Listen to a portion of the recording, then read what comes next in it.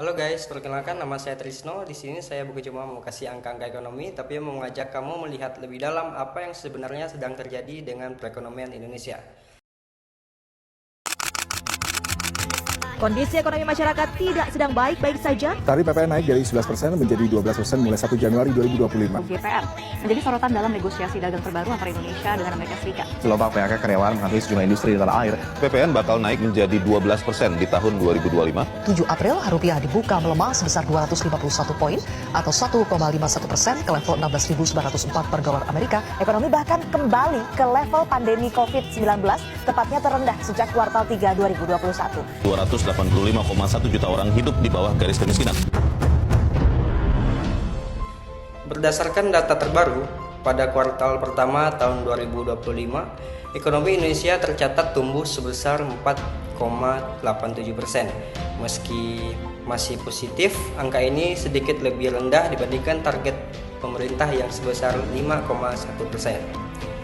Nah, lalu apa yang menjadi penyebab perlambatan ini? Yang pertama, konsumsi rumah tangga melemah, tingkat inflasi yang cukup tinggi menyebabkan daya beli masyarakat tertekan, hingga harga kebutuhan pokok naik sehingga pola konsumsi menjadi lebih hati-hati.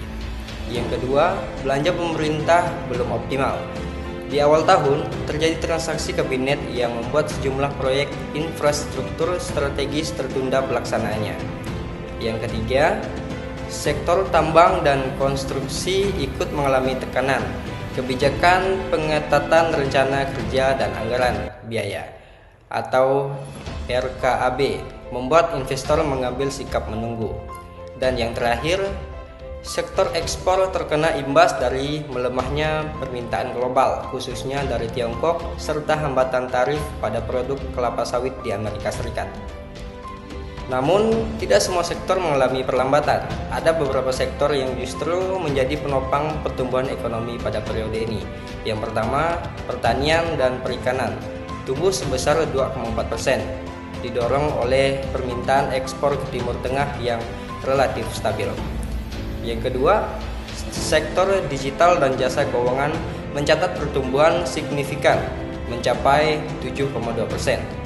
Transformasi digital yang masif membuat layanan berbasis teknologi semakin diminati masyarakat.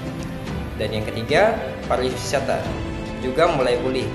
Jumlah wisatawan asing yang masuk ke Indonesia meningkat, terutama ke destinasi favorit seperti Bali, Labuan Bajo, dan Mandalika. Nah, prospek untuk kedepannya, organisasi internasional seperti OECD memperkirakan apabila program hilirisasi industri dapat berjalan dengan lancar dan investasi asing terus mengalir, Indonesia berpeluang untuk kembali mencapai pertumbuhan 5% pada tahun 2026.